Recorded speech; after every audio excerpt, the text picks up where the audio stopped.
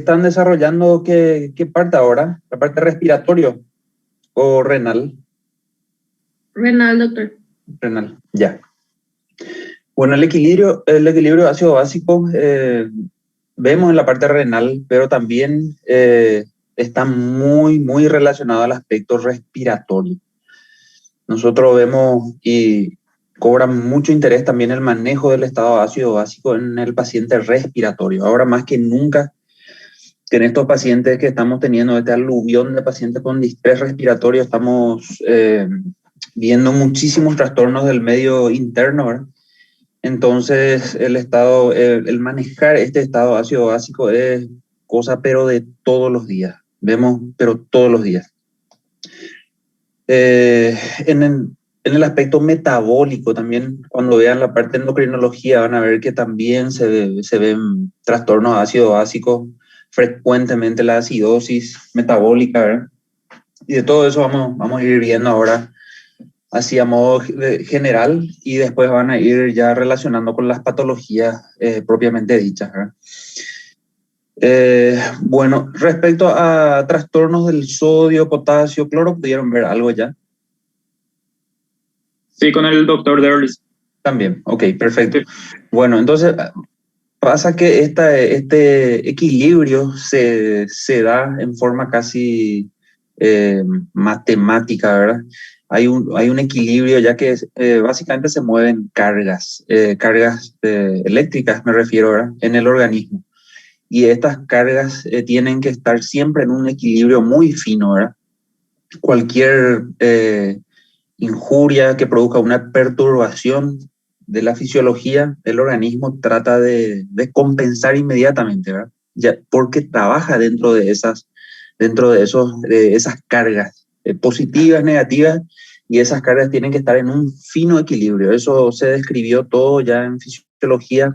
Había una ecuación que era la ecuación de Nernst, donde hablaba de que justamente estas cargas positivas y negativas siempre están en un equilibrio, y el organismo está tratando de mantener ese equilibrio. Y justamente estos electrolitos, sodio, potasio, cloro, el hidrogenión, el bicarbonato, todos participan en este proceso de equilibrio. Y cuando se rompe este equilibrio del organismo, tiene una capacidad hasta cierto punto de compensar esta perturbación. Pero si la perturbación es o demasiado intensa o se mantiene demasiado tiempo, ¿verdad? Perdura en el tiempo, ahí bueno, se ven sobrepasadas estos mecanismos de homeostasis, se le dice, grado de compensación, y comenzamos a tener ya problemas a nivel enzimático. Sabemos que las enzimas de nuestro cuerpo funcionan a niveles de pH muy estrictos, un rango muy pequeño de variación que ya no es tolerado por el organismo, tanto hacia arriba como hacia abajo.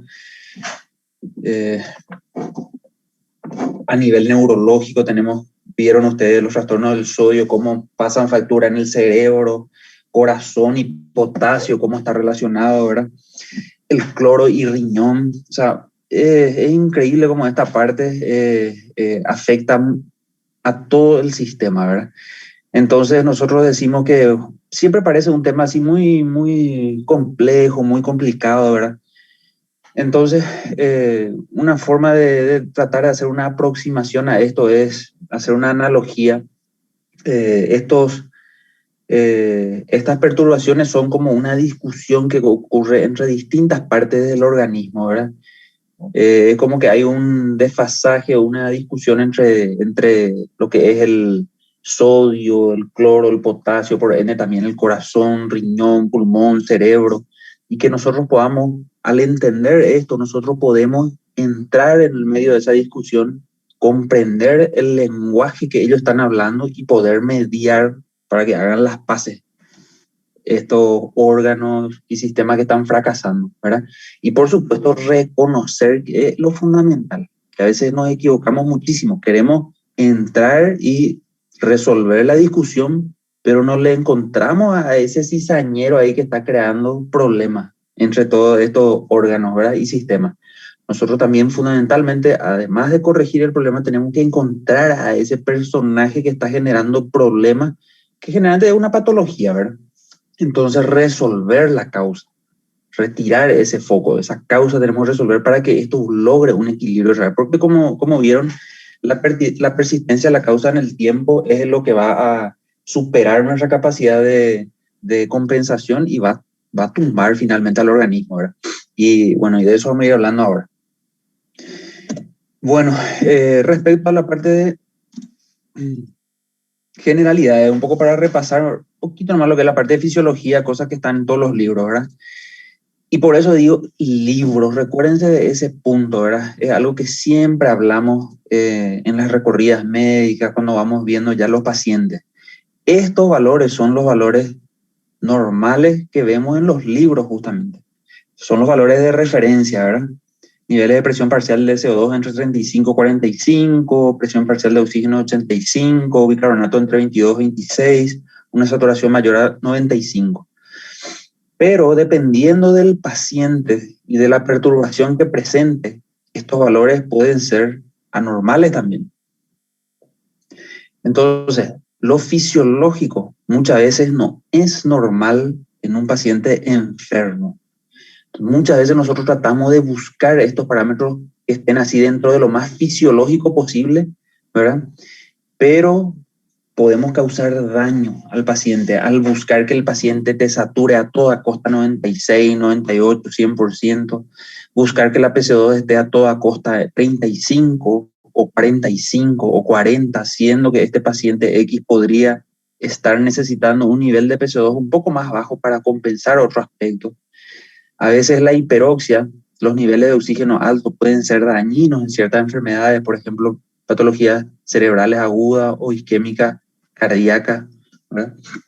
Entonces, niveles de bicarbonato alto a veces pueden estar compensando una situación X que vamos a ver, y nosotros en el afán de corregir esto podemos descompensar al paciente.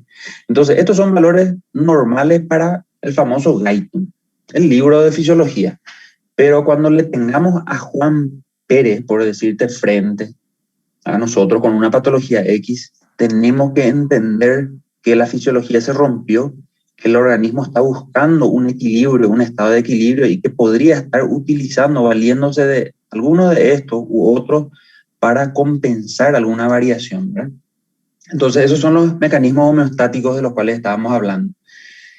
Es esa discusión que se está generando, por ahí alguno está tratando de mediar, pone un paño frío ahí sobre la charla, pero nosotros todavía no le estamos ubicando al agresor.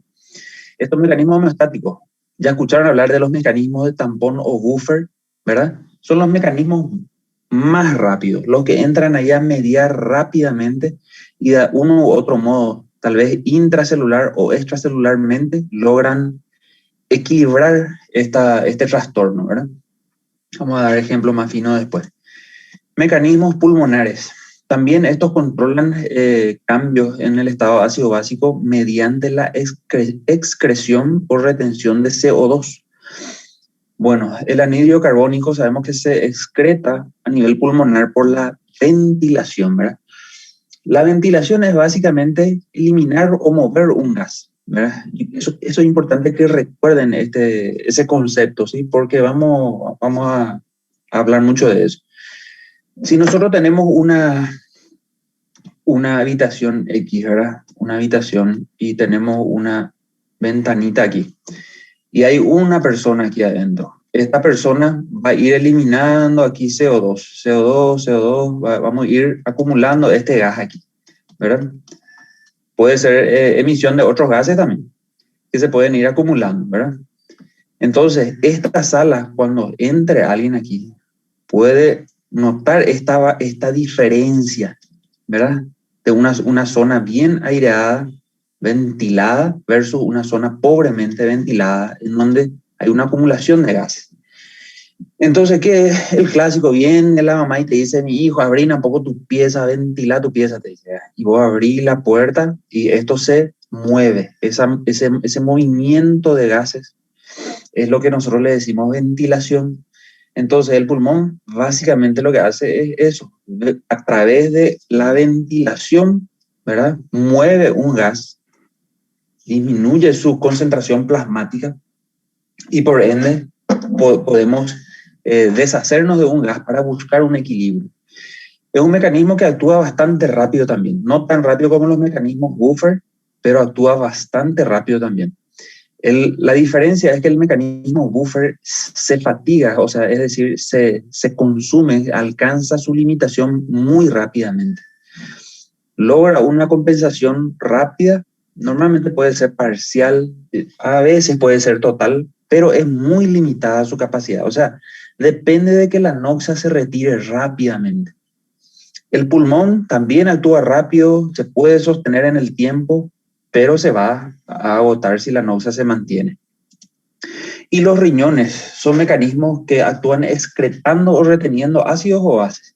Excretan hidrogeniones, pueden retener hidrogeniones, producir síntesis de bicarbonato, excretarlos. Entonces, de ese modo logra un equilibrio. La activación de este mecanismo homeostático sí demora más tiempo, pero es más duradero y logra una mejor homeostasis o compensación de algún trastorno. ¿Tienen alguna pregunta hasta aquí? Así seguimos. ¿Todo bien? Todo bien. Bueno, ¿de dónde aparecen los ácidos? El metabolismo celular produce ácidos normalmente y libera esto al plasma, al torrente sanguíneo, ¿verdad? Entonces, estos ácidos que se van generando, nosotros podemos medirlos, ¿verdad? A través del famoso pH, que es una ecuación que tiene, bueno, este es el pH normal. Acá, a ver, nuestra ecuación aquí está. La ecuación de Henderson y Hasselbalch, que es una constante más el logaritmo invertido de la diferencia entre las bases, mejor dicho, de la relación entre las bases y los ácidos del cuerpo, ¿verdad? Bueno, ¿es importante memorizar esto? Y no, pero es importante entender esta fórmula, ¿verdad? Que es la que rige el pH, ¿verdad? Y cómo se relacionan principalmente los ácidos y bases entre sí. Entonces, el pH normal va de 7.4 más menos 0.05, ¿verdad? O sea, iría de 7.35 a 7.45. El arterial, que es el que podemos usar la gasometría venosa también para hacer inferencias, ¿sí? Ambas sirven. Vamos a ver después cómo inferir valores, ¿verdad? Pero la arterial es la preferida, ¿verdad? Y el pH se maneja ahí entre 7.35 y 7.45.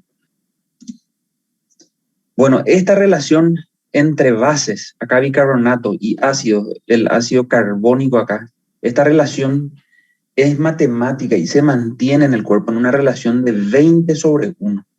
Esta es la relación que se mantiene normalmente. Y vamos a ver cómo esta relación cuando se rompe, tenemos trastornos en el pH. Bueno, tipos.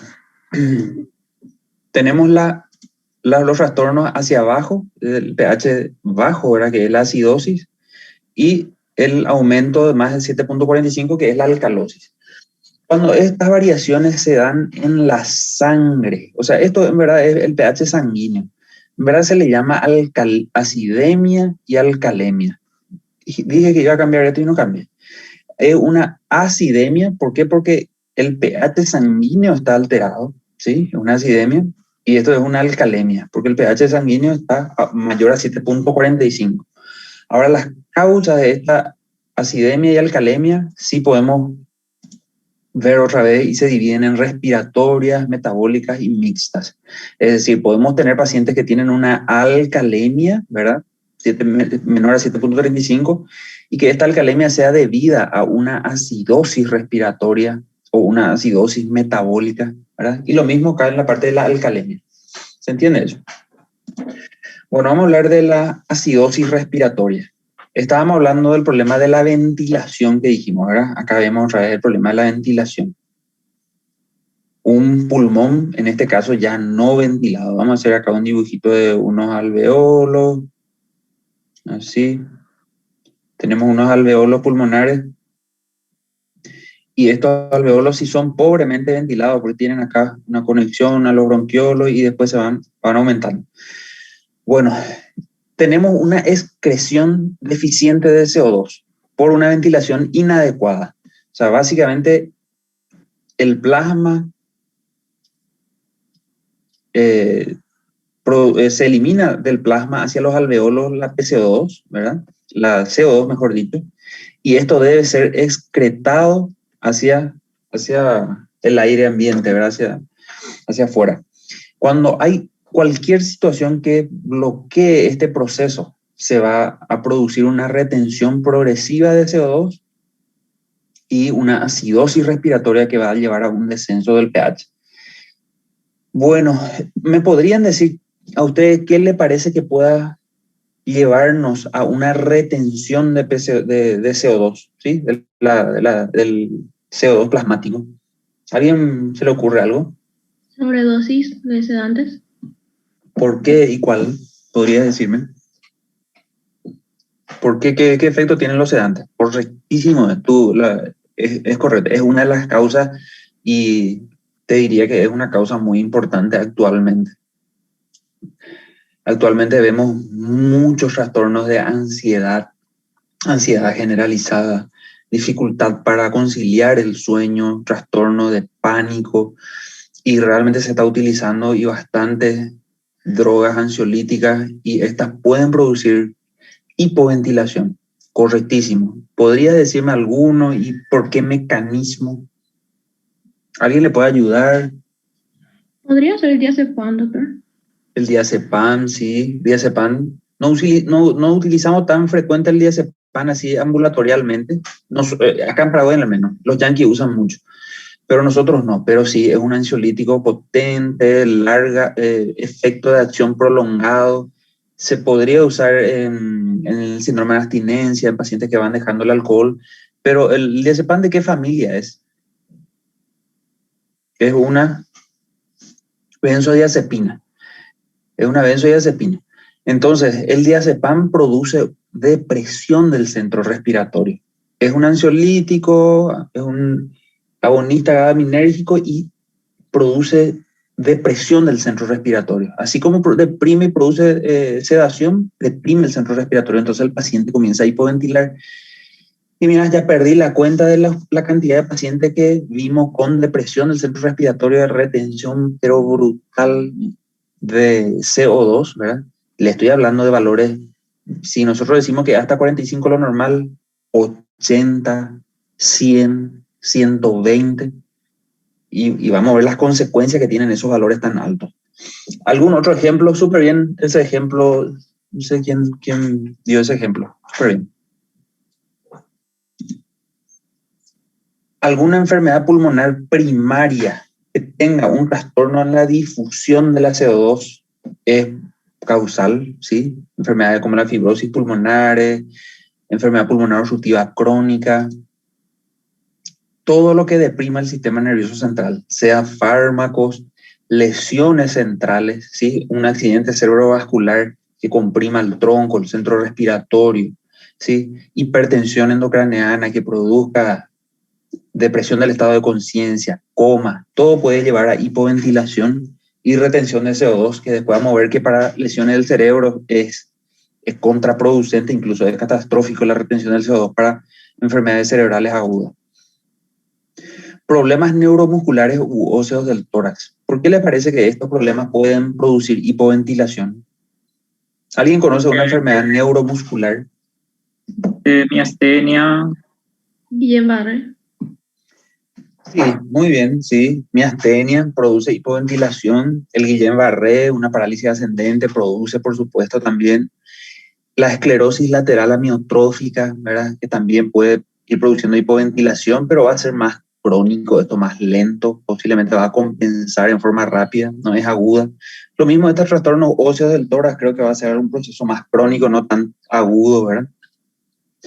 Edema agudo de pulmón, el paciente que se va fatigando, acumula secreciones, estas secreciones impiden un aclaramiento adecuado de estos alveolos, por supuesto, ¿verdad? Y también puede terminar con retención de CO2. Entre las enfermedades pulmonares, las crisis asmáticas severas, cuando el paciente ya comienza a entrar en una inminencia de paro respiratorio, comienza a retener PCO2. Entonces, Ojo, si le ven a un paciente con una crisis asmática que está reteniendo CO2, ese es un paciente que va a parar, paciente grave. ¿Por qué? Porque la ventilación, si ya se disminuyó la ventilación del pulmón, quiere decir que el grado de retención, el grado de hiperinsuflación que el paciente está teniendo es tal que ya no está pudiendo hacer una variación de la caja torácica, ¿verdad?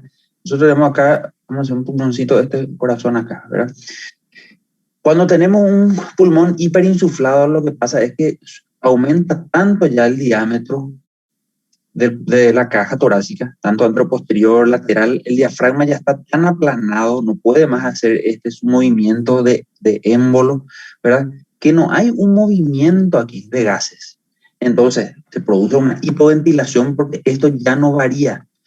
Entonces, el paciente comienza a retener PCO2 y la PCO2, como la presión del gas, que es la PCO2, ocupa todo el espacio alveolar, no hay más espacio para otros gases. No se van a poder meter estos aquí. Entonces, es como una suerte de competencia y esto produce una hipoxia del paciente. Y es una hipoxia debido a hipercapnia. Se llama justamente hipoxia hipercápnica. Ese es el nombre que tiene, ¿verdad? Y se ve también en las crisis asmáticas severas. O sea, si vemos que un asmático está haciendo retención de CO2, cuidado que va a terminar mal eso. Bueno, acidosis respiratoria. No quiero tocar esta. Bueno, tenemos acá tipo de acidosis respiratoria. Perdón, un ratito.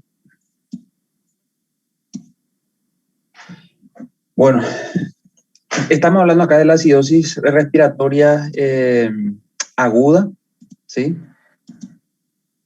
En donde tenemos un pH menor a 7.35, una acidemia, ¿sí? La PCO2 mayor a 45, lo configura como una acidosis respiratoria. Y la clínica es la que va a decirnos cómo se instaló, ¿verdad? Ventilación inadecuada. Esto disminuye la excreción de CO2. Acá, como hablamos, puede descender la presión parcial de oxígeno. Esto hablamos, la hipoxia hipercápnica es básicamente porque ya no hay espacio nomás por donde debe acumularse, donde debe entrar. Hay tanto CO2 aquí que el oxígeno no tiene, por una cuestión de ley de gases, nada más. No se puede más meter aquí. La presión aquí es tal que ya no permite que ingrese el oxígeno. Entonces se produce una hipoxia hipercápnica, se llama. Básicamente eso. La presión parcial de CO2 comienza a subir. Esto es una hipercapnia. Esto nos lleva a un aumento como la CO2 se suma a H2O, ¿verdad? Agua. Se produce ácido carbónico, ¿verdad? Entonces acá nuestra ecuación de Henderson y Hasselbalch cambió. Recuerden que era 21, arriba las bases y abajo los ácidos. Aumentó nuestro ácido circulante. Entonces nuestra relación cambió. Es decir, si ustedes después aplican esto a esa fórmula de pH, ¿verdad? Que era nuestra constante, más logaritmo invertido acá de las bases y ácidos, esto va a descender, va a generar una acidosis. Entonces, esto tenemos que tratar de compensar. Disminuye el pH y se produce una acidemia. ¿Sí? Está explicado ahí cómo se dio esto. Ahora, ¿cómo el organismo va a compensar esto? En este punto, quiero interrumpir un poquitito. Quiero que recuerden algo. En la medicina, en cada uno de estos aspectos, patología, estos puntos que son puntos clave, son como las bases, cimientos para comprender después otros procesos. Hay protagonistas, hay actores principales y actores de relleno, ¿verdad? Secundarios. Yo les pido que traten de aprender lo mejor posible, por lo menos estos actores principales, métanse en la cabeza. Esta parte, acidosis respiratoria, acidosis metabólica, son actores pero fundamentales en la fisiopatología. No les digo que se les pase después la alcalosis metabólica o tal vez una alcalosis respiratoria, que son menos frecuentes, tal vez incluso menos graves. no es tanto un problema, pero acidosis respiratoria, acidosis metabólica, es importante que entiendan, porque, ¿saben por qué? Porque el año que viene, mira que más temprano que tarde, pasa volando el tiempo. El año que viene ustedes van a estar ya, van a ser internos, van a estar rotando por los distintos servicios. Y recuerdo como si fuera ayer esta clase, porque pasó tan rápido cuando estuvimos acá. Yo pensé que esta clase ya no daríamos en forma virtual. El año pasado cuando estaba dando esta clase dije, bueno, el año que viene ojalá que ya sea presencial. Y mira que es otra vez virtual, lástima, ¿verdad? Pero les dije justamente esto, estos son datos importantes que vamos a ver. Pero ahora yo de vuelta les digo, y es más, los chicos que estaban el año pasado, hoy yo les digo las mismas preguntas que le hice el año pasado en la clase, ¿verdad? Hoy me doy cuenta que realmente tengo que hacer hincapié en eso, ¿verdad? Porque están presentando ya pacientes, están llevando ya pacientes, ¿verdad? Por supuesto, tutoreado como debe ser, ¿verdad? Bajo la tutela de todo un equipo, ¿verdad? Y una acidosis metabólica, por ejemplo, no saben no saben todavía de dónde comenzar. Y eso es porque hay que recordar bien que ese es un actor fundamental en esta parte, ¿verdad? Y hacer el ejercicio mental constantemente. El año que viene, entonces, cierto, me va a decir, no, pero para el año que viene ya me voy a olvidar todo. Ok, pero antes de que roten a la terapia intensiva conmigo, por favor, revean otra vez esta parte, sepan qué es la Neon Gap, recuerden estos mecanismos compensatorios, repasen otra vez esa parte, porque eso es básico. Y antes de pasar por la terapia, van a estar pasando por la urgencia, por pediatría, por etcétera, etcétera, y van a estar viendo estos trastornos. Me tomo mi tiempo para decirle esto porque me parece que es importantísimo y les va a ahorrar también tal vez lecturas incluso muy extensas en forma innecesaria. Hay que centrarse mucho en las partes más fundamentales de la medicina. La medicina es muy extensa, cuesta muchísimo agarrar el libro y leer de una todo. Mentira, es que hoy léeme insuficiencia cardíaca y mañana me vas a venir y que leíste toda la insuficiencia cardíaca, todo el capítulo, ¿verdad? Es imposible. Primero que es cambiante, es extensa. Entonces lo que hay que tratar es de ir haciendo que el aprendizaje sea muy significativo. Lo que más te movió de un capítulo, de una patología, ir, desglosar, aprender lo más que se pueda. Entonces eso ya se queda, ya no te olvidas. Y después, como una suerte de rompecabezas, vas agarrando todos los otros fragmentos que faltan en el transcurso de tu formación. Yo sigo leyendo, perdí la cuenta las veces que leí hemorragia subaracnoidea en mi vida y una patología que se ve muchísimo en terapia intensiva y todos los días voy armando todavía un rompecabezas y voy sacando piezas porque la medicina crece, cambia, voy sacando piezas, desechando piezas y metiendo piezas nuevas. Y ese trabajo se hace toda la vida, sea la especialidad que sea. Eso nomás quería comentarle también. Vamos a seguir otra vez. Entonces, los mecanismos compensatorios de una hipercamina aguda. Vimos acá gatillo la acción del buffer. Los buffers que actúan acá, inmediatamente los intracelulares, que logran una compensación de un 95%. ¿Cómo funciona este buffer? Bueno, aumenta la PCO2. La causa puede ser cualquiera de las que citamos. Una hipoventilación. A nivel plasmático, como vieron, esta PCO2 se une al agua, ¿verdad? H2O, una molécula de agua, produce un ácido carbónico, ¿verdad? Una molécula de ácido carbónico, aumenta su concentración en plasma. Pero esta en el plasma se disocia a bicarbonato, que es una base, y se disocia a un hidrogenión, un ácido. ¿Por qué es intracelular el buffer? Porque este hidrogenión pasa al plasma, está aquí dentro del plasma, una venita. Y acá está una célula. Hay un intercambio aquí. El hidrogenión va a ser secuestrado del plasma y va a ingresar a la célula, disminuyendo de ese modo el pH. Pero hay una moneda de pago ahí que es el potasio y el sodio. Potasio en mayor medida y el sodio. Entonces va a generar una mejoría de la acidosis secuestrando este hidrogenión, pero vamos a entregar algunos cationes acá, entre ellos potasio y sodio. Entonces, ¿qué va a pasar con nuestra ecuación? Disminuimos nuestro ácido carbónico, bajamos la carga de ácidos y la ecuación se volvió a normalizar y por ende nuestro pH se va a normalizar nuevamente. Esto actúa en forma rápida, puede lograr una compensación casi absoluta si la noxa se retira, pero va a haber un cambio esperado, ¿verdad? Que es la hipercalemia y la hipernatremia, principalmente hipercalemia, ¿verdad? Que es para tener presente esto, porque cuando veamos, tenemos presente de que eso puede ocurrir y sabemos por qué se da esto. ¿Qué signos y síntomas puede dar la acidosis respiratoria? Bueno, la acidosis respiratoria puede dar alteraciones en la frecuencia respiratoria, cardíaca, presión arterial. A medida que el nivel de CO2 vaya subiendo más, vamos a tener mayor perturbación de estos signos vitales, ¿verdad? La frecuencia cardíaca puede taquicardizar el paciente a medida que suben los niveles de PCO2. Esto produce una depresión a nivel central, también miocárdica. El paciente puede comenzar a fibrilar, hacer arritmia y parar. Se produce un descenso de la presión arterial. La PCO2 comienza a producir una vasodilatación y el paciente va a entrar en shock y por supuesto un paro, ¿verdad? La frecuencia respiratoria, como la hipoventilación es la causa, la frecuencia respiratoria en un principio puede estar baja, dependiendo de la causa, fundamentalmente de la que está ocasionando nuestra acidosis respiratoria, ¿verdad? Pero a medida que el cuadro va empeorando, esto va a ir descendiendo hasta un paro respiratorio si no actuamos.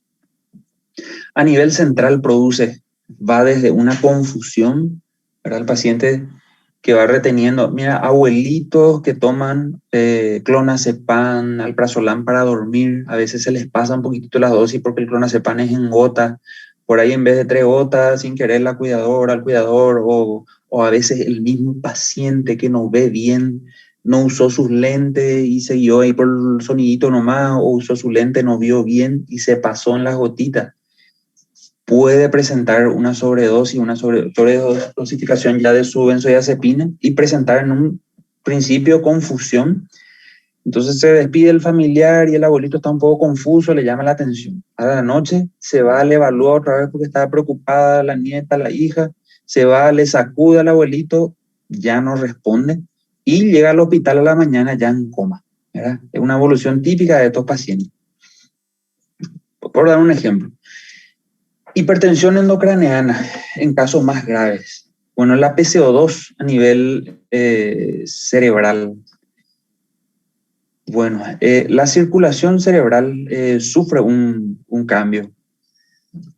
Cuando los niveles de PCO2 van subiendo, estos vasos van sufriendo esto. ¿Qué le pasa? Ustedes pueden entender mi dibujo. ¿Qué está pasando en el cerebro? ¿El vaso dilata? Bien, se está vasodilatando. Entonces, si ustedes recuerdan la doctrina de Monroe-Kelly, ¿verdad? Monroe y Kelly, creo que era así. Esta doctrina dice que hay 3 componentes que manejan la presión intracraneana. La presión intracraneana, la PIC, que es la vasculatura, ¿verdad? El LCR y la masa encefálica. Encéfalo, LCR y sangre, ¿verdad? Sangre, vamos a poner acá, sangre.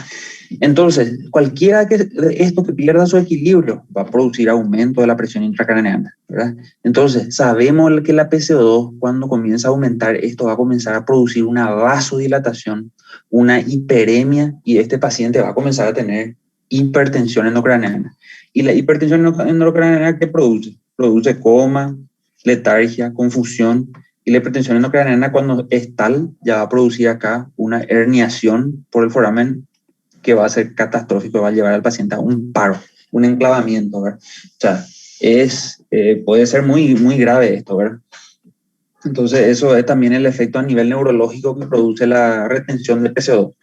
Nosotros nos valemos de esto incluso para un tratamiento, ¿verdad? El paciente, por supuesto, a través de esta doctrina Monroe y Kelly, cuando nosotros tenemos cerebro agudo, es decir, un paciente con un trauma craneoencefálico que tiene una lesión aquí, la presión de por sí está alta, la presión intracraneana. Entonces, ¿nosotros qué hacemos? Nosotros lavamos la PCO2, disminuimos en el paciente ventilado, aumentamos la frecuencia respiratoria, ¿sí? Para lavar esto, disminuir a valores por debajo de lo normal por un tiempito, nada más, porque esto es peligroso. Entonces, esto que estaba vasodilatado, hace esto, se contrae. Entonces disminuye inmediatamente la presión intracraneana. El riesgo que esto se contraiga demasiado y produzca infartos en zonas de penumbra, ¿sí? Entonces esto es un mecanismo agudo que se utiliza, pero no puede ser sostenido en el tiempo. No podemos tenerle mucho tiempo con PCO2 muy baja.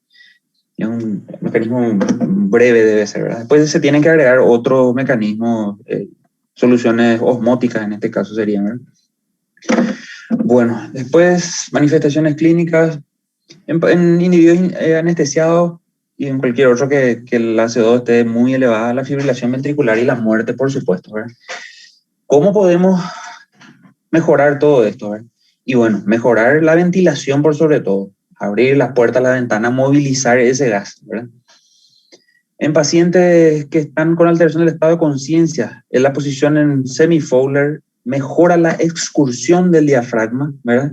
Entonces, esta excursión diafragmática mayor va a lograr una mejor ventilación, ¿verdad? Entonces, se va a aclarar la CO2 plasmática y bueno, también esto se demostró que esta posición mejora la eliminación de secreciones, que puede ser también útil en pacientes que tienen mucha secreción, los abuelitos.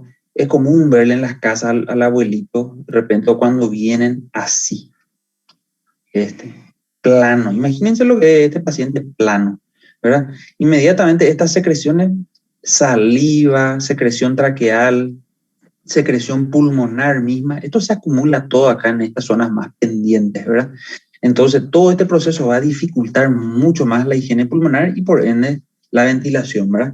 Entonces, esta posición es fundamental. Parecen cosas tan mínimas, despreciables, pero no saben cómo cambia el paciente al posicionarle, al sentarle bien. Cambia muchísimo. Recuerden eso.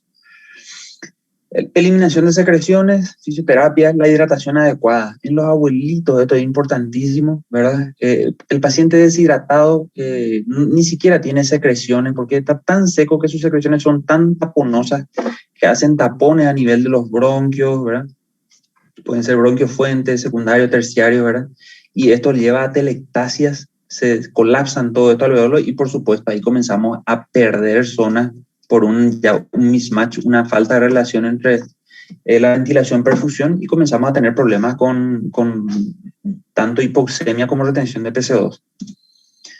Cambios posturales, lo mismo, ¿verdad? Todo dirigido a mejorar la higiene pulmonar y por supuesto retirar la noxa, así como hablamos es retirar la noxa principalmente, ¿verdad? Si fue un fármaco, bueno, retirar ese fármaco, ¿verdad?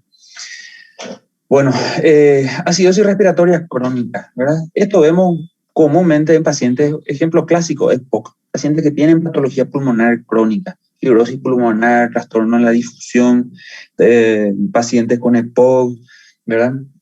Pacientes que presentan alteraciones óseas musculares que no se pueden mejorar y producen una hipoventilación crónica, ¿verdad? Esto crónicamente van a retener PCO2, aumentar nuestro ácido carbónico. La hipercapnia es progresiva, prolongada, entonces la compensación principal se da por el riñón.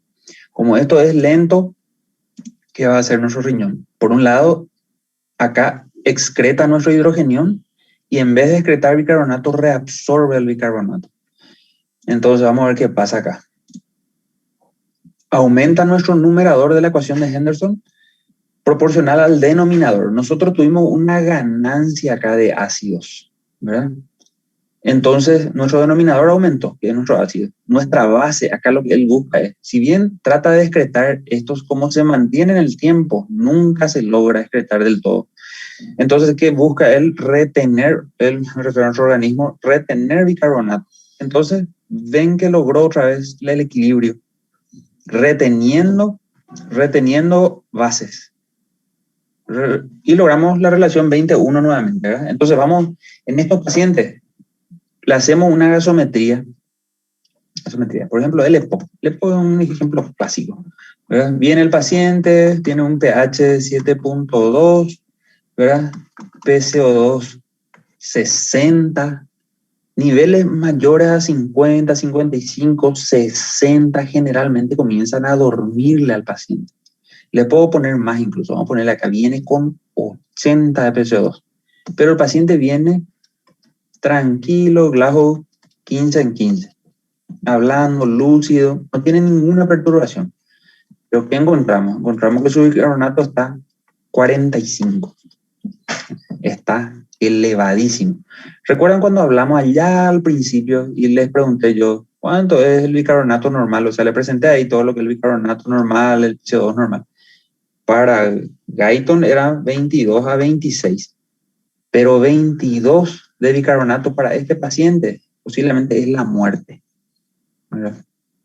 ¿Por qué? Porque este es un mecanismo que está compensando ahora justamente para que esto pueda pasar a lo más normal posible.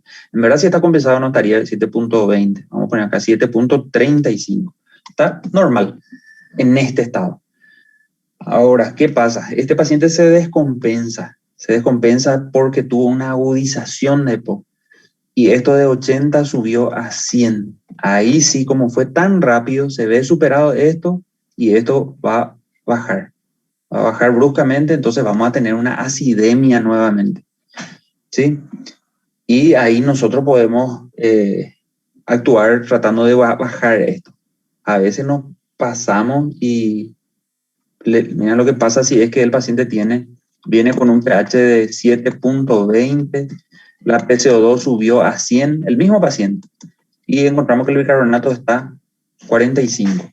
El paciente deterioró su Glasgow, vino ya con 8 de 15, bruscamente deterioró, ¿verdad? ¿Por qué? Porque esto sí ya le produjo una vasodilatación severa, hipertensión no craneana, depresión en el estado de conciencia, se perdió la capacidad de compensación, entonces el paciente termina intubado.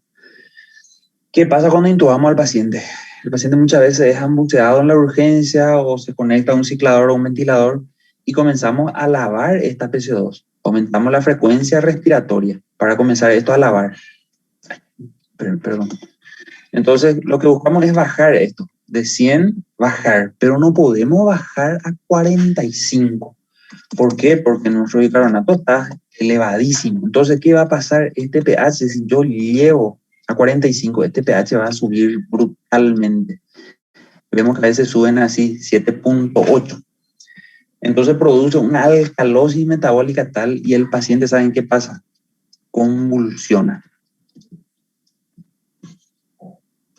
Y a veces esto, en vez de mejorarle, le empeoramos. ¿Por qué? Porque justo le dimos al interno que no escuchó la clase de esta parte y que ambucee, que agarre el ambú, que es la mascarilla del sistema de ventilación, es la bolsa reservorio, y le mete frecuencia respiratoria, la ambucea pero a 40 por su vida, está emocionado primera vez que va a ambucear y le mete a 40. Y no sabe que al aumentar la frecuencia respiratoria nosotros aumentamos el volumen minuto. El volumen minuto es la frecuencia respiratoria por el volumen que está excretando el paciente, el volumen corriente, ¿verdad? Entonces, si yo le doy mucha frecuencia, vamos a comenzar a lavar ese pulmón y vamos a terminar en esto. Y después ya comienza a convulsionar el paciente frente al pobre interno y viene el R superior y ni te cuento lo que le va a decir y lo que le va a putear. ¿Qué hicieron? Porque él está convulsionando a su paciente que no estaba así, que ya estaba tan bien que le intubó bien. Entonces, es esto. Entonces, y ahí es lo que me iba a Guyton y esa historia que les conté al principio, ¿verdad? Por ahí para Guyton es normal algo. Para el paciente Juan Pérez, ¿cómo va eso? Vamos a ver otro ejemplo. Bueno, signos, manifestaciones clínicas. Mayormente son asintomáticos. El riñón es un capo. Estabiliza al paciente, compensa.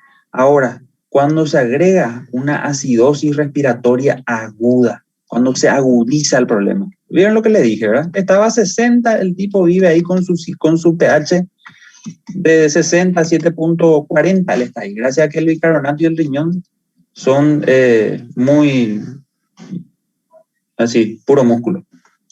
Capísimo el riñón, ¿verdad? Entonces, pero cuando esto sube bruscamente, una descompensación aguda, entonces esto se ve superado y ahí va a tener sintomatología. Alteración de los signos vitales, como vimos, sabemos todo ahí previo, ¿verdad?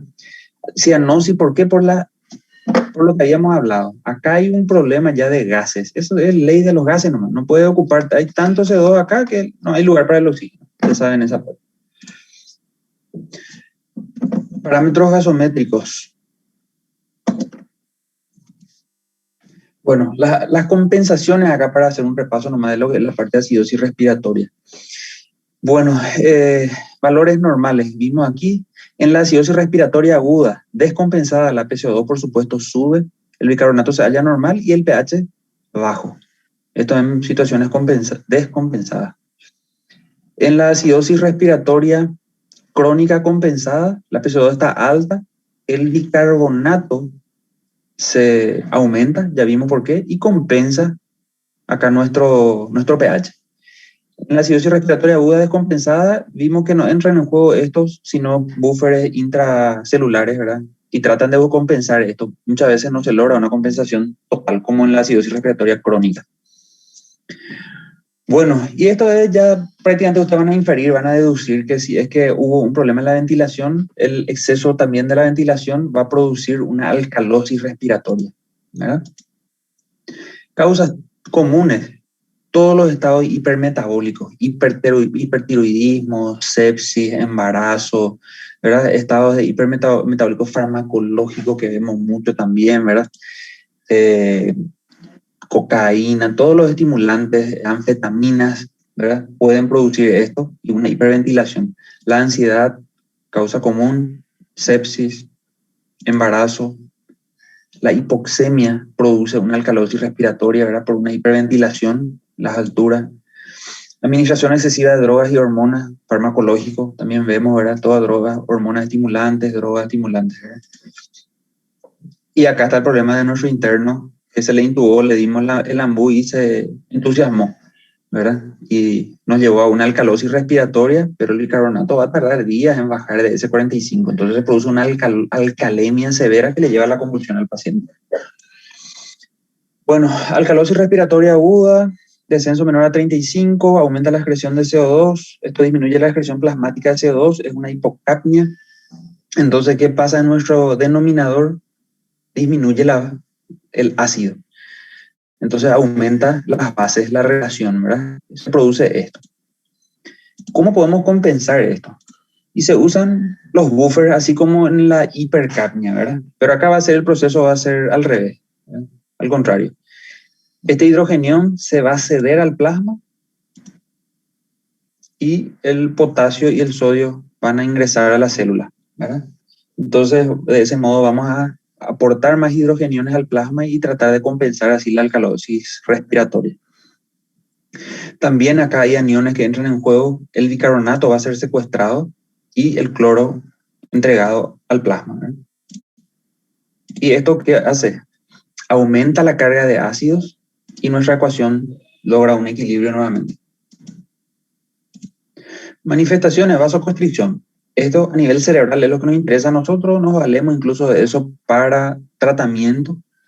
Sabemos que los pacientes que tienen epilepsia o convulsiones, se utiliza la prueba de vasoconstricción inducida por la hiperventilación para inducir convulsiones, ¿verdad? ¿Por qué? Porque se produce una vasoconstricción cerebral que si hay alguna zona que tenga una irritación cerebral, ese bajo flujo en esa zona puede desencadenar la convulsión y eso en el electroencefalograma se puede ahí tomar y diagnosticar, documentar, ¿verdad? Detalle. Este sí, hormigueo distal por hipocalcemia, típico de los pacientes con hiperventilación en acidosis, en alcalosis respiratoria, hipocalcemia con un hormigueo en los labios, en las manos, van a ver muchísimo las urgencias de esto. Bueno, y aquí tratar la causa por sobre todo, ¿verdad? Esta es una estrategia común, ¿verdad? Parece ya así algo, una broma, pero es verdad, es recircular la PCO2. El paciente recircula su PCO2 y va reabsorbiendo la PCO2, lo que logra un equilibrio a través de la alcalosis, ¿verdad? La alcalosis respiratoria crónica es un mecanismo comúnmente que se ve como mecanismo de adaptación a la altura, ¿verdad? También al embarazo, ¿verdad? ¿Por qué? Porque la paciente con embarazo está crónicamente hiperventilando, ¿verdad? Entonces va haciendo una adaptación puramente renal, excreta hidrogeniones, retiene el bicarbonato, ¿verdad? Entonces, como está nuestros ácidos están disminuidos, disminuye nuestro numerador de la ecuación y se logra así nuestro equilibrio nuevamente, ¿verdad? De 21, nuestra alcalosis respiratoria crónica. El ejemplo clásico, el mal de las alturas que le llaman el embarazo, ¿verdad? Eso dos principalmente. Asintomáticos. Bueno, en la alcalosis respiratoria aguda, nuestra PCO2 está baja por la hiperventilación. El bicarbonato vimos que puede estar disminuido levemente. ¿Por qué? Porque era secuestrado hacia las células y el pH está aumentado, alcalosis. La compensación nunca es total. En la alcalosis respiratoria crónica, los niveles de CO2 son bajos por la hiperventilación. El bicarbonato es excretado, como vimos acá. A ver, aquí está. Fue excretado el nivel de bicarbonato. Entonces disminuimos nuestra carga acá de bases al excretar esto y logramos una compensación total del pH en las formas crónicas. Bueno, acidosis metabólica. Este es un punto así muy importante. A ver, son las 14. ¿Alguna duda hasta aquí? Todo bien. 30 minutos nos va a tomar esto. Les pido un minuto de tiempo, voy a traer algo y pueden tomar algo si quieren también.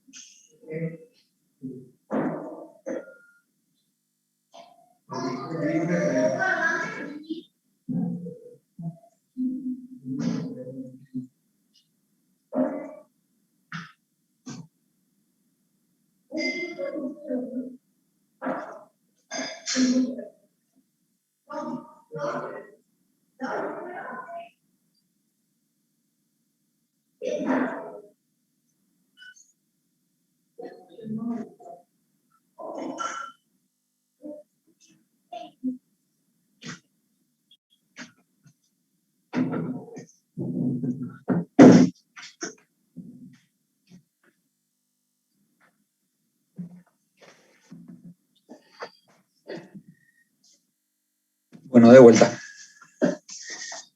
Ahora es difícil mantener la glicemia alta. Sin almorzar. Bueno, acidosis metabólica entonces. Este sí es un punto muy importante, por eso me di esta pausa tanto para mí como para ustedes. Si yo tengo que alzar mi nivel de glicemia, también quiero que ustedes lo hagan, ¿verdad? Café bien dulce, no gaseosa. Bueno, la acidosis metabólica básicamente es un aumento de ácidos, ¿verdad? Se suman ácidos en el organismo o se pierden bases. Así de simple, y por ahí también podría ser complejo si es que no entendemos las bases fisiológicas de esto, ¿verdad? Bueno, el pH disminuye a menos de 7.35, nuestro bicarbonato disminuye a menos de 22, ¿sí? Bueno, aumentan, se generan pérdidas de bicarbonato. ¿Por qué si esto incrementa, hay un incremento de ácido, dice? Entonces vamos a ver eso, porque es lo que pasa. Disminuye la concentración de bicarbonato. Esto disminuye nuestro numerador de la ecuación, ¿verdad? De Henderson, es decir, acá arriba bajó nuestro numerador, nuestras bases que eran 20, perdimos, quedó 10, 1, y nuestro pH baja, ¿verdad? Se produce una acidemia. ¿Qué trata de hacer nuestro cuerpo? Vimos que cuando hay una acidosis metabólica, o sea, lo que trata, ya que esto bajó, vamos a tratar de alzar esto, vamos a tratar de manejar esto, ¿verdad? Vamos a tratar de bajar también esto. Entonces, ¿cómo? Vamos a deshacernos un poquito de ácidos. Entonces, nuestra ecuación logra un equilibrio nuevamente, ¿verdad? Eliminando, excretando CO2. De ahí es la famosa respiración de Kussmaul. Es una respiración acidótica, le dicen. Acidótica. Ustedes recuerdan la respiración de Kussmaul de semiología médica, ¿verdad? Es una respiración donde hay una taquivatipnea. Si normalmente la respiración es lenta, poco profunda, ¿verdad? En la Kussmaul son respiraciones polipneicas y vatipneicas, profundas. Taquivatipnea se le dice, ¿verdad? Entonces, esta es la respiración de Kussmaul y lo que hace es que lava, pero como loco la PCO2. Entonces, vemos que cuanto mayor es la caída de nuestro bicarbonato, también le acompaña la caída de CO2 para buscar este equilibrio. Bueno, y tenemos también una forma aguda y crónica, ¿verdad? Acidosis metabólica hiperclorémica, tenemos una variedad, una que es por aumento de anion gap. Bueno, anion gap, acá está la pregunta que nos quiere callar, ¿verdad? Que creo que ya se habló seguramente en el quinto o cuarto año, ¿verdad? Esto es fundamental para entender la acidosis metabólica, ¿verdad? El famoso anion gap o brecha aniónica, ¿verdad? ¿De qué se trata esto? Nosotros habíamos hablado de que las cargas en nuestro cuerpo son constantes. Tiene que haber cargas similares, ¿verdad? Esto es matemático, ¿verdad? Nernst habló de esto y dice que esto se tiene que mantener en el cuerpo siempre, ¿verdad? Nosotros podemos medir los cationes y los aniones según la composición en plasma, ¿verdad? Entonces, el anion gap es la suma de estos aniones, mejor dicho, la diferencia entre estos cationes y aniones.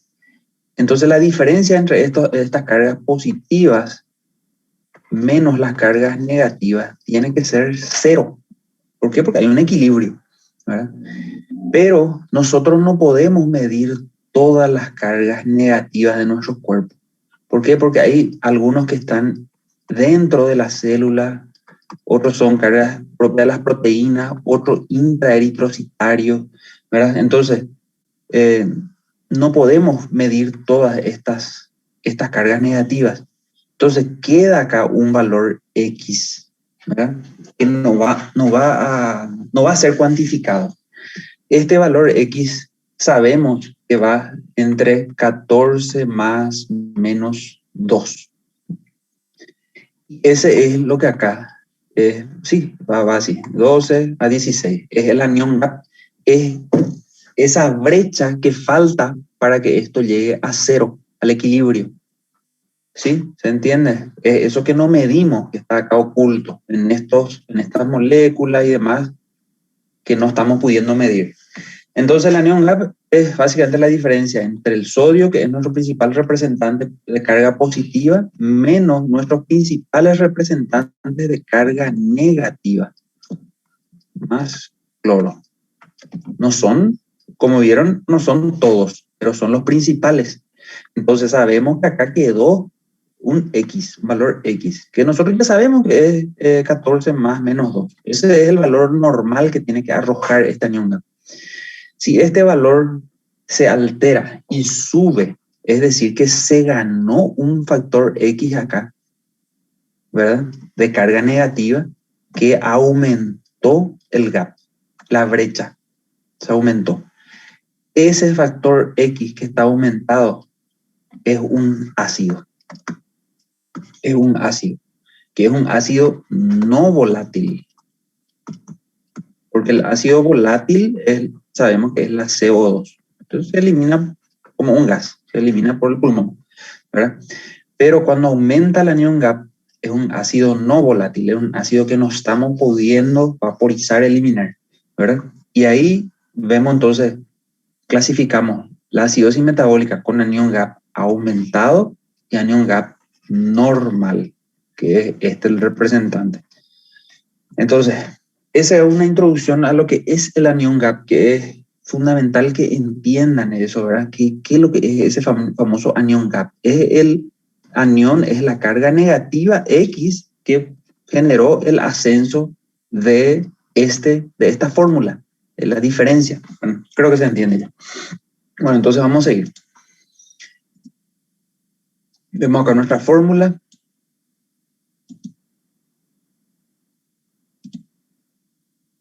Acá dio un anion gap bajo a normal, ¿verdad? Es un valor, tiene que estar Entre 12 y 16, dice la literatura. La verdad que varía mucho esto, pero mayor a 16 es donde nosotros ya tenemos un aumento de ácidos. Vamos a seguir 10 a 12. Tengo que actualizar esto. Es 14 más menos 2. Es básicamente el valor. Hasta 16 puede ir nuestro valor. Bueno, entonces ahí tenemos un anión GAP alto. Bueno, la hipercloremia. ¿Qué pasa con la hipercloremia? Bueno, antes de ver esto, vamos a ver, nosotros sabemos que nuestras cargas entonces están en equilibrio. Y ese equilibrio se tiene que mantener a toda costa, según el estudio que ya dijo NERS, ¿verdad? Cargas deben ser iguales. Entonces, si nosotros tenemos una ganancia de cloro, nuestra ganancia de carga negativa va a aumentar, ¿verdad? Entonces, por ende, tiene que disminuir la carga de bicarbonato, que es la moneda de cambio que tiene nuestro organismo, ¿verdad? Entonces, ganamos cloro, entonces baja el bicarbonato y eso produce un anión GAP alterado, pero el anión GAP va a ser normal. ¿Por qué? Porque no hay una ganancia de ácidos acá.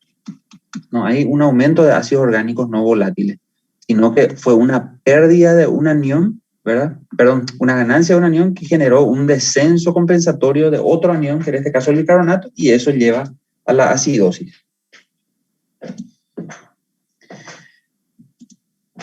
Se perdió bicarbonato, nuestro cloro ascendió, disminuyó el bicarbonato, entonces nuestro anión GAP es normal. Da un anión GAP normal. Pérdida directa de bicarbonato, el cloro amortigua el anión GAP. Puede ser por pérdida, en este caso acá es al revés, ¿verdad? Pero la ganancia es el cloro. El cloro aumentó, como en este caso acá el ejemplo, nuestro bicarbonato descendió y mantiene nuestro anión GAP normal. Las causas comunes, raro, sales, ingerir sales acidificantes, esto es raro, no vemos. Se puede ver los inhibidores de la anhidrasa carbónica, disfunción renal, nefritis intersticial, acidosis tubular. Causas gastrointestinales, diarrea, sí es muy frecuente. La diarrea se pierde bicarbonato.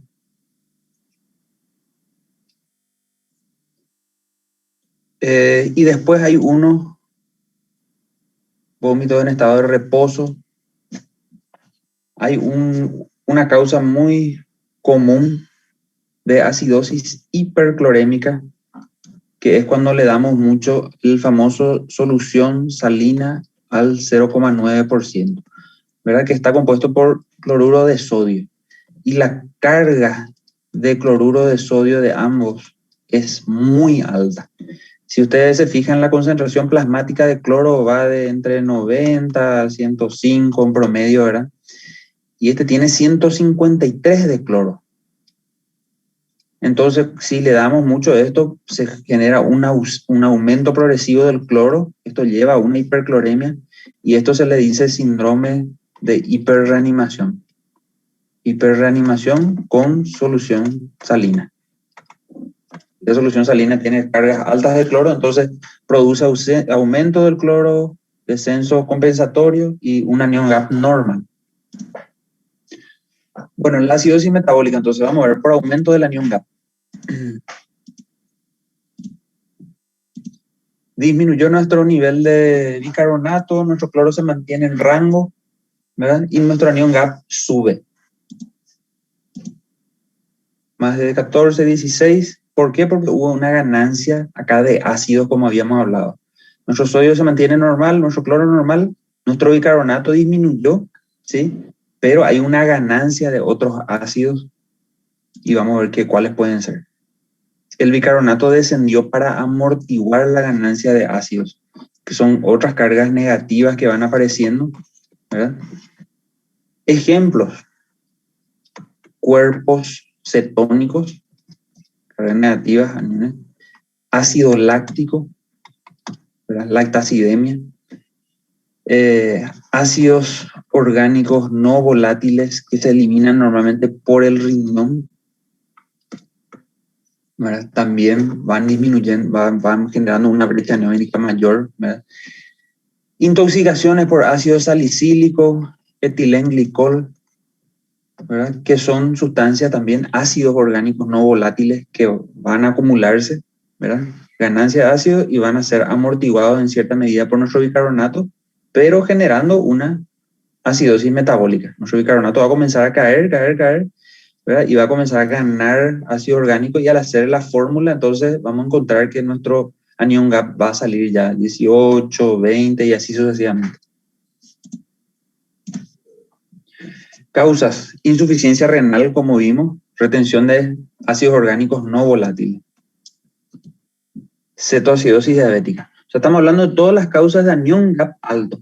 O sea, se dan cuenta ustedes cómo cuando ven un paciente con acidosis metabólica, obligatoriamente tienen que calcularle el anion gap para saber cuál es la causa de la acidosis. Porque nosotros podemos estar siendo los culpados de esa acidosis metabólica. Porque si me sale el anion gap normal, yo le podría estar dando exceso de cloro y que el problema solamente sea una acidosis metabólica hiperclorémica. Acidosis láctica. Y acá creo que falta el tema de las intoxicaciones por ácidos orgánicos. Por ácido, sí, ácido acetil salicílico, por ejemplo, o etilenglicol. Bueno, respiración de Kussmaul, una de las manifestaciones clínicas clásicas. Cefalea, confusión, somnolencia, también se puede dar a medida que la acidosis empeora. El paciente se puede llegar a un estupor y coma. Náuseas, vómitos. El dolor abdominal en epigastrio también se ve en la cetoacidosis diabética, incluso simula varias otras enfermedades quirúrgicas, simula pancreatitis, colecistitis, puede simular otras complicaciones, otras enfermedades. A medida que el pH va disminuyendo, los sistemas orgánicos, sistemas enzimáticos, a partir de menos de 7.2 comienzan a fracasar. Entonces comenzamos a tener arritmias cardíacas, depresión del corazón, el gasto cardíaco comienza a caer, ¿verdad? Presión arterial comienza a disminuir. Si nosotros iniciamos vasoactivos como la noradrenalina, dobutamina, esto no funciona en pH menores a 7.2. Esto, por más que le pasa a dosis alta, pierden su efectividad por un problema en las enzimas y sus receptores a nivel cardíaco. Entonces tenemos que corregir este pH, y así como corregimos el pH, inmediatamente mejora la respuesta a estas drogas, y por supuesto va a mejorar tanto la vasoconstricción como el inotropismo que buscamos con estas drogas, ¿verdad? Piel pálida, fría, sudorosa. Bueno, el tratamiento. Y acá es lo que habíamos hablado al principio. Una cosa es tratar la causa y otra cosa es tratar la perturbación, ¿verdad?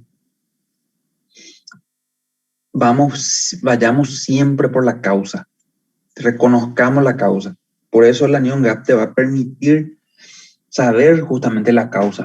Es una cetoacidosis diabética, bueno, insulina, y buscar la causa de la descompensación de la diabetes, abandono del tratamiento, transgresión alimentaria, alguna infección, ¿verdad? Algún fármaco contrarregulador, corticoides a veces. Entonces, buscar eso, ajuste de las dosis, empeoramiento de la enfermedad, buscar y corregir la causa en una cetoacidosis. En una lactacidemia, ¿verdad? Trastorno de hipoperfusión en la sepsis, pacientes deshidratados, en shock, ¿verdad? Por una hemorragia, una quemadura, lo que sea que le haya producido pérdida de líquido y una acidosis láctica. Entonces, lo mismo, tratar, hidratar, mejorar el estado de perfusión. Etilenglicol tiene su tratamiento específico, ¿verdad? Que etanol, aspirina tiene su tratamiento específico. ¿Cuál es el otro? Ácidos orgánicos, retención de ácidos orgánicos, los pacientes renales. Y ahí muchas veces la diálisis, ¿verdad? Pacientes que ya están en un nivel de acidosis metabólica tal en donde el tratamiento médico ya no genera una respuesta. Entonces ahí no hay de otra que dializarle al paciente. Sabemos que eso no se va a poder eliminar por el pulmón, no se va a poder eliminar más por un riñón que ya está en fracaso, en fallo absoluto. Entonces dializar al paciente, ¿verdad? Tratar la causa, como dijimos, ¿verdad?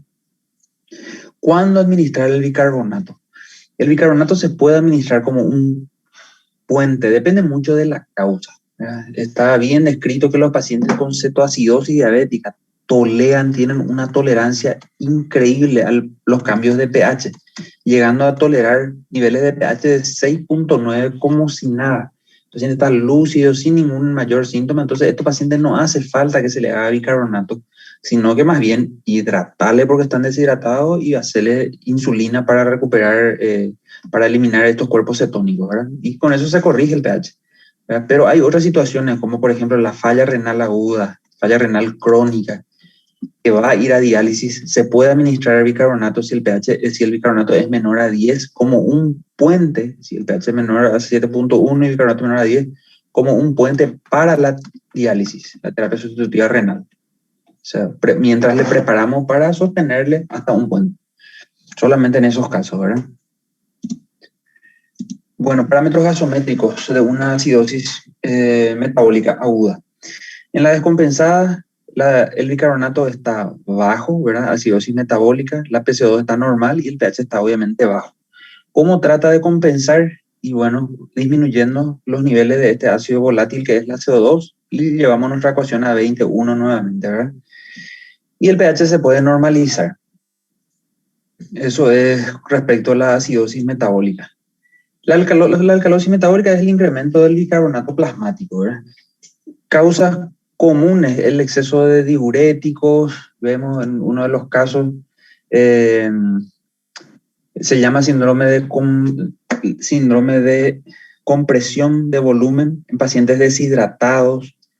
No le estoy hablando de pacientes que ya están con hipoperfusión, pero en pacientes que tienen hipovolemia no severa, se ve un cuadro que llamado por compresión de volumen. Los diuréticos también pueden producir. Las moléculas de bicarbonato están acá, diluidas. La misma concentración. El bicarbonato está 22. Este tiene la misma concentración de moléculas de bicarbonato, pero el diluyente, que es el agua, está disminuido, ¿verdad? Entonces esto aumenta, genera una alcalosis metabólica por compresión de volumen. Esto vemos mucho nosotros, ¿verdad? En pacientes deshidratados, a veces por exceso de furosemida también. Y bueno, es fácil corregir y hidratarle al paciente, ¿verdad? Entonces, y ganancia de bicarbonato. Acá, alcalosis metabólica, paciente con poliuria, por fármaco, vómitos, aumentan el pH, disminuyen el ácido, los vómitos principalmente, en un vómito con estómago vacío, se disminuye la concentración de ácido clorhídrico, ¿verdad? Se pierde grande cantidad de hidrogeniones.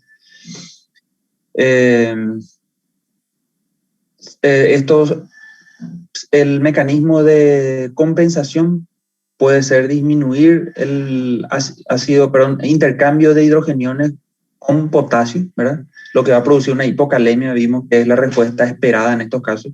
Entonces, entrega así de ese modo hidrogeniones al plasma para tratar de compensar acá la alcalosis metabólica que se produjo por estos vómitos o la poliuria. La hipovolemia, como vimos, también es una causa, ¿verdad? Habíamos hablado de la alcalosis metabólica por hipovolemia. Esto va a producir un aumento de la renina, activación del sistema renina-angiotensina, ¿verdad? Aumento de la aldosterona y la hormona antidiurética. Esto produce mayor absorción de sodio y agua. Hay un intercambio entre hidrogeniones y sodio, ¿verdad? Se disminuye el hidrógeno plasmático. Acá tenemos como mecanismo compensatorio de esta alcalosis metabólica una hipoventilación, como el bicarbonato aumentó, trata también de aumentar el nivel de CO2 y equilibrar la carga, ¿verdad?, de ácidos y bases con una hipoventilación. Mecanismo fisiológico de compensación serían todo esto, ¿verdad?, para tratar de acomodar el disturbio. Bueno, causas, ganancia de bicarbonato, raro, ¿verdad? Aunque ahora que escuchamos esto de tratamiento con bicarbonato, por ahí podría verse.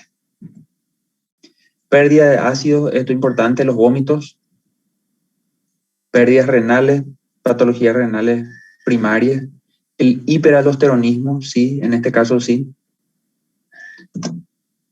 Y manifestaciones clínicas. Pueden haber síntomas también como la alcalosis respiratoria, síntomas de hipocalcemia, síntomas de hipocalemia por la compensación, y en pacientes que están inconscientes, hipoventilación. El bicarbonato alto inhibe el centro respiratorio y entonces comienza a retenerse la PCO2 para tratar de equilibrar esta carga de bases y ácidos y compensar. Entonces el paciente puede hipoventilar y después que el nivel de CO2 se eleve demasiado y ya saben los problemas relacionados a la PCO2. Buscar revertir el cuadro de origen, restaurar el volumen, corregir el medio interno, vigilar los ingresos de egresos. Y la tabla de compensación en una alcalosis metabólica aguda. Vamos a ver que los niveles de bicarbonato están altos, el pH está aumentado también y como está descompensado, la CO2 está normal. Cuando trata de compensar esto, el bicarbonato está alto, comienza con una hipoventilación para retener la PCO2 y trata de buscar una compensación, pero muchas veces no logra compensar plenamente, ¿verdad? Porque pues, la PCO2 no va a aumentar lo suficiente, ¿verdad? Cuando llegue a niveles peligrosos no va a progresar esto. Después puede haber alteraciones mixtas, que por último, ¿verdad? Y realmente en la clínica, en la práctica diaria, vemos trastornos mixtos, ¿verdad? Más que nada, ¿verdad? Por ejemplo, un paciente asmático y diabético, descompensado. Este paciente diabético puede venir con una acidosis metabólica, por una cetoacidosis diabética. Entonces tiene una acidosis metabólica en donde el bicarbonato está bajo, ¿verdad? Y por ser asmático presenta también un asma severo, ¿verdad? Que fue de origen infeccioso y los niveles de CO2 están altos, ¿verdad? Entonces tenemos un paciente que tiene una acidosis metabólica más una acidosis respiratoria, un trastorno mixto. En estos pacientes con paro respiratorio podemos tener una acidosis láctica por el cese del flujo, ¿verdad? Entonces se retienen ácidos orgánicos. Esto, así como en la cetoacidosis, esto disminuye el nivel de bicarbonato, ¿verdad? Tenemos una acidosis metabólica y porque está en paro, por supuesto, la PCO2 también puede estar elevada, ¿verdad? Si fue intubado e hiperventilado, también esto va a disminuir la PCO2 y podemos tener una alcalosis respiratoria, ¿verdad? Y estos son trastornos mixtos. Vemos muchísimos trastornos mixtos, en verdad, en las urgencias, en terapia, vemos más trastornos mixtos generalmente y nosotros nos encargamos después de corregir una vez identificada la causa. Bueno, eso es todo. Espero que les haya servido. Como les dije, céntrense en los protagonistas de de estos trastornos que vimos. Acidosis respiratoria, vemos muchísimo, apeligran la vida.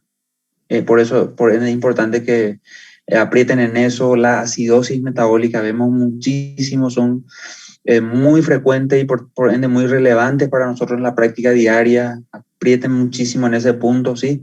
No se olviden del anión GAP, calculen el anión GAP en estos pacientes con acidosis respiratoria. Cuando vean en las urgencias, si en una de las prácticas que tengamos, miren la gasometría, hagan el cálculo y discutamos al respecto, porque eso es lo que permite que, como les dije, el aprendizaje sea significativo. Si no, es todo un efecto esponja y nos olvidamos todo en diciembre, enero, por ahí después de las vacaciones. ¿Alguna pregunta, alguna duda? Doctor, más como curiosidad por ahí. En el regional se pide el anión GAP, pero de la orina. No se hace. Pero el anión GAP es más que un estudio, es un cálculo. El anión GAP en orina es un cálculo, ¿verdad? Donde tenemos que pedirle, pero ahí ya no tenemos, no podemos dosificar sodio, potasio, cloro en orina, entonces por ende no podemos hacer el cálculo, ¿verdad? Más bien por eso. Okay. Doctor, Bueno, sí. la hipercalemia que hay en la acidosis, por ejemplo, metabólica, no se corrige, es la causa lo que se corrige, ¿verdad? Bueno, en la acidosis, eso por ejemplo es muy interesante porque a veces es un factor que nos confunde. Un ejemplo clásico, la acidosis metabólica severa de una cetoacidosis. En la cetoacidosis, ustedes vieron cómo el organismo trata de secuestrar el ácido, ¿verdad? El mecanismo buffer va a secuestrar ese hidrogenión y va a sacar el potasio fuera de la célula. Vamos a tener entonces un potasio plasmático alto, pero en la cetoacidosis diabética la carga total de potasio es bajísima, se pierde potasio, se pierde por la poliuria, se pierde por la insulina. Le voy a mostrar un poco lo que hace la insulina. A ver, la insulina, ¿qué hace con el potasio? Nosotros en nuestras células, cuando tenemos hiperglicemia, cuando utilizamos insulina para disminuir la glicemia, lo que hace es esta glicemia se secuestra y va dentro de la célula, ¿verdad? Entonces, pero también a la par el potasio disminuye, es secuestrado, ¿verdad? Entonces nosotros, y el hidrogenión de nuestro sistema buffer hace lo inverso, ¿verdad? Va dando potasio, ¿verdad? Al plasma. Entonces nosotros tenemos el potasio plasmático, puede ser normal o incluso alto. Entonces nosotros estamos tranquilos, pero nuestra carga total de potasio es bajísima, está bajo. Entonces, cuando vamos a iniciar una bomba de insulina en un paciente con una cetoacidosis diabética, tenemos que asegurarnos de corregir el potasio plasmático. Porque si yo le doy insulina a este paciente y tiene una hipocalemia, ¿verdad? Esto va a comenzar a secuestrar dentro de la célula, se va a producir una hipocalemia severa, inducida por nuestro goteo de insulina, ¿verdad? Y vamos a tener arritmias, íleo, parálisis muscular, una serie de problemas, depresión miocárdica, una serie de problemas relacionados a esto, ¿verdad?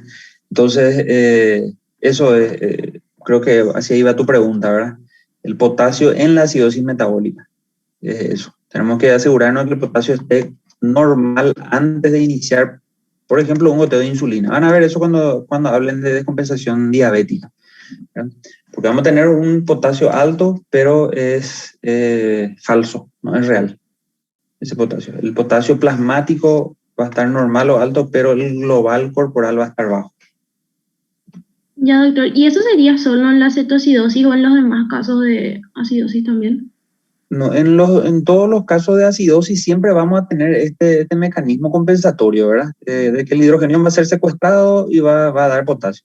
El problema con la cetoacidosis es que en la cetoacidosis se acompaña de poliuria, ¿verdad? Y hay como una difusión directa. Cuando más es el gasto urinario, mayor también es la pérdida concomitante. Junto a esto salen. Por eso un atleta pierde potasio. Cuando orina, el gasto urinario alto hace que se produzca hipocalemia. La furosemida, por eso produce hipocalemia. Todo aquello que produzca gasto urinario alto va a producir hipocalemia. Entonces, una descompensación diabética, poliuria, hipocalemia. El paciente, el potómano que toma mucha agua, tiene hipocalemia también. ¿Por qué? Porque el simple hecho de orinar más volumen, más gasto urinario, va a perder potasio. Ese es el problema en la cetoacidosis particularmente. Esa poliuria lleva a una pérdida global de potasio. Pero los otros casos de acidosis metabólica, si no se acompaña de pérdidas renales de potasio, no van a tener el potasio corporal total bajo. Sencillamente van a tener una carga de potasio plasmático alto, ¿verdad? Pero transitorio en este caso. Ya, doctor. Gracias. Bueno, todo esto ahora vamos a ir concatenando, vamos a ir haciendo un vínculo mayor con la clínica, ¿verdad? Con las patologías, así como vamos viendo, ¿verdad? Yo lo que quiero es que la acidosis respiratoria y la acidosis metabólica repasen bien, pueden ver algunos casos clínicos y cuando vean así en la urgencia, si hacen una guardia o cuando pasen por la terapia, recuerden y veamos lo que es la gasometría del paciente con acidosis, calculen la Neon Gap y van a ver cómo se pueden sacar conclusiones más exactas, más precisas con eso. Bueno, espero que le haya sido útil y cualquier cosa estamos en comunicación, ¿sí? Dale, doctor. Dale, chao, chao. Hasta luego.